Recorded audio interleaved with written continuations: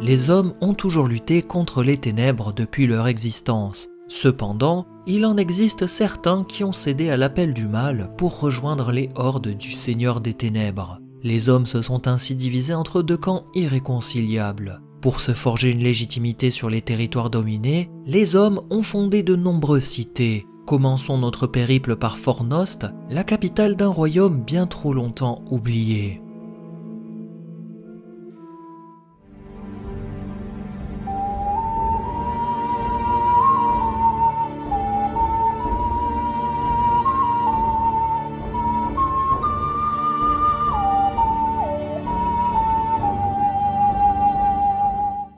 Tu as échoué.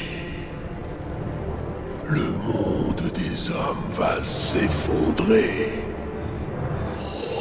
Fornost était autrefois la puissante cité de l'ancien royaume d'Arnor. Son nom complet est Fornost Erein, qui signifie en sindarin la forteresse des rois du Nord. Fondée par l'illustre roi Núménoréen Elendil autour de l'an 3320 du Deuxième Âge, elle symbolisait la grandeur des hommes en Terre du Milieu. Avec ses fils Anarion et Isildur, il crée par la même occasion le royaume du Gondor plus au sud. Elendil est donc le premier roi d'Arnor et du Gondor, tandis qu'il délègue une partie de son pouvoir à ses fils qui règnent ensemble sur le Gondor toujours au nom de leur père. Fornost est décrite comme une puissante cité abritant des grands bâtiments qui sont construits à l'image de l'ancienne Núménor. Avec la guerre de l'ultime alliance des hommes et des elfes, les royaumes d'Arnor et du Gondor sont mobilisés par le roi. Les cités se vident de leur population masculine, entraînant une tension constante sur la démographie locale. La disparition du roi Elendil ainsi que de ses fils Anarion et Isildur n'arrange rien à la situation.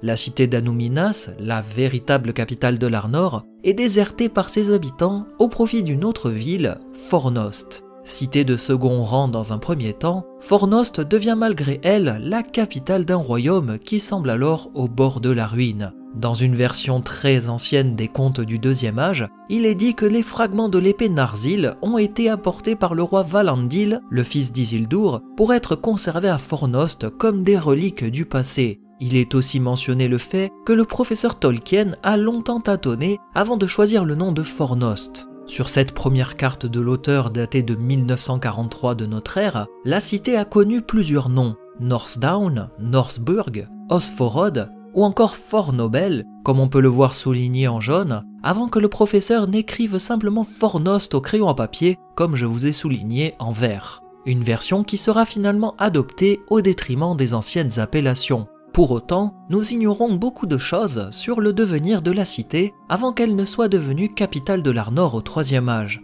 Sans l'ombre d'un doute, le royaume d'Arnor a continué à se développer tout en conservant un lien étroit avec son jumeau du Gondor. Il faut dire que l'Arnor bénéficiait de 3 pierres de vision réparties sur son territoire, dont un palantir situé à Amonsul, qui était le lieu le plus proche de Fornost. En l'an 861 du Troisième Âge, le roi Earendur décède, plongeant l'Arnor dans la tourmente. Incapables de s'entendre sur la succession, ses 3 fils décident de diviser l'Arnor en 3 royaumes distincts, Cardolan, Rudor et Larthedain. C'est d'ailleurs ce dernier qui va tirer son épingle du jeu, car Larthedain possédait la cité de Fornost, mais aussi et surtout les 3 Palantiri sur son propre territoire. Un avantage non négligeable sur ses voisins. C'est plus particulièrement le palantir d'Amonsul, situé aux frontières des 3 royaumes, qui allait être l'enjeu de toutes les querelles possibles et inimaginables.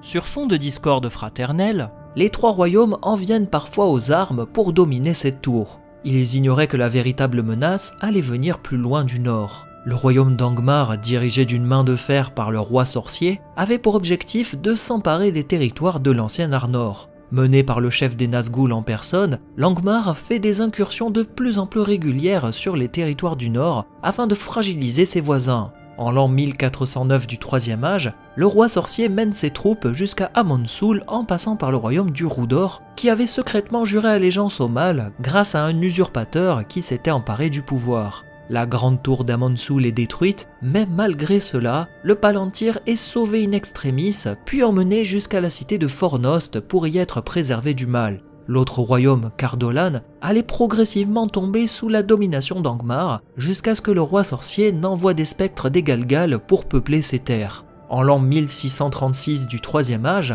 la Grande Peste qui touche la Terre du Milieu décime une grande partie de la population de Cardolan. Ces territoires sont progressivement abandonnés, ne laissant désormais que l'Arthedain et la grande cité de Fornost pour faire face aux hordes du roi sorcier d'Angmar. En l'an 1974 du Troisième Âge, le chef des Nazgûl décide d'en finir une fois pour toutes. Massant ses troupes au nord, il planifie une attaque d'une grande envergure pour détruire l'Arthedain. Sa cible est toute désignée, ce sera la cité de Fornost qui subira le sort réservé aux ennemis de Sauron. Les forces étaient totalement déséquilibrées. 10 000 hommes d'Arnor, quelques centaines elfes du Lindon, Foncombe et la Lorien, tandis que 500 archers hobbits de la comté viennent les renforcer. Face à eux, le roi sorcier disposait d'une force de frappe comprise entre 40 000 et 60 000 orques renforcés par des trolls, loups, hommes du mal et autres créatures. On ne connaît pas très bien la bataille en elle-même, mais on sait que le royaume d'Angmar a annihilé l'armée de Fornost, perçant les défenses de la cité pour s'en emparer. Le roi Arvedui d'Arthedain parvient à s'échapper de la capitale et part se réfugier au nord auprès du peuple du Forokel.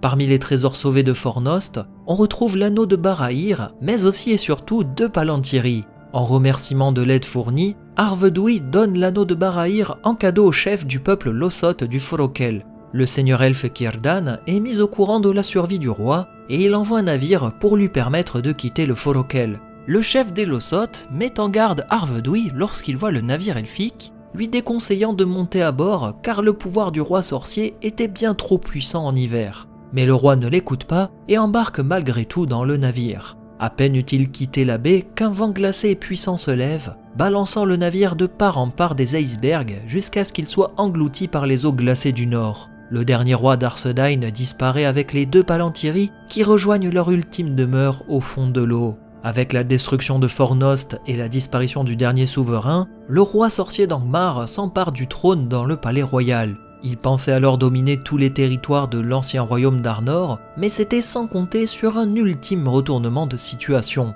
Une année auparavant, le royaume d'Arthedain avait secrètement envoyé des lettres auprès du Gondor pour quémander de l'aide alors que la guerre était à leur porte. Le roi Eärnil II du Gondor se sent concerné par la situation et décide d'envoyer son propre fils Eärnur avec une flotte conséquente jusqu'au Lindon pour aider son allié. Le temps ne jouait pas en leur faveur. Pendant le voyage des renforts, l'Angmar avait détruit l'Arthedain ainsi que sa capitale Fornost. Le prince Eärnur arrive finalement au Havre Gris avec sa flotte massive, déclenchant beaucoup d'attentes et espoirs. En effet, les différents survivants d'Arnor se sont rassemblés avec les elfes et préparent la contre-attaque grâce aux renforts venus du Gondor. Peu de temps après, les préparatifs sont terminés et l'armée de l'Ouest se met en marche en direction de Fornost. Le roi sorcier a finalement vent de l'arrivée d'une armée et rempli d'orgueil, il décide d'aller au-devant en envoyant ses troupes hors des murs de la ville. La bataille a lieu au pied des murs de Fornost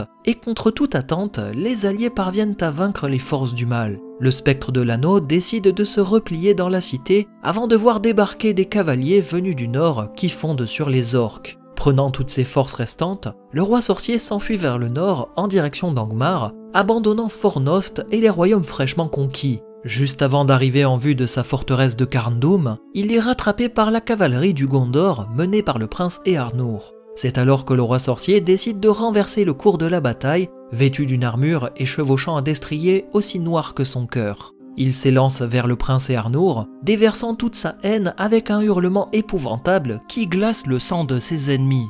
Alors que le prince est désarçonné de son cheval, le roi sorcier s'avance pour lui porter le coup de grâce lorsqu'il voit une figure blanche l'aveugler. Venu en renfort, c'était l'elfe Glorfindel qui représentait la lumière des Valar face aux ténèbres du serviteur du mal. Pris de peur, le roi sorcier s'enfuit face à l'éclat de lumière, délaissant ses troupes. La bataille tourne à la défaite cuisante et le royaume d'Angmar est démantelé. Glorfindel dit à ses troupes de laisser le Nazgûl s'enfuir avant d'annoncer une terrible prophétie sur la destinée du roi sorcier qui sera vaincu lorsque son heure sera venue, mais que ce ne sera pas la main d'un homme qui le terrassera. Malgré cette ultime victoire sur Angmar, Fornost est définitivement abandonné, les hommes pensant la cité maudite et refusant de s'y aventurer. Quelques rôdeurs passent dans ces ruines de temps à autre, mais beaucoup préfèrent l'éviter. Il est toutefois fort probable que Fornost ait été de nouveau occupé sous le règne du roi Aragorn Elessar, qui réunit les royaumes du Gondor et de l'Arnor. Cité qui a traversé les millénaires, Fornost est une cité qui a été marquée par la perfidie du roi sorcier d'Angmar. Dernier rempart de l'Arnor contre le mal, elle a réussi à conserver des trésors qu'elle renfermait au prix de son existence. Un cas loin d'être isolé, ça je vous le garantis. C'est ici qu'on quitte les chemins escarpés menant à Fornost, en espérant que cette balade dans l'histoire vous aura appris quelques informations utiles. Merci à vous d'être restés jusqu'au bout, et à très bientôt pour d'autres récits en terre du milieu. Belain Nalé.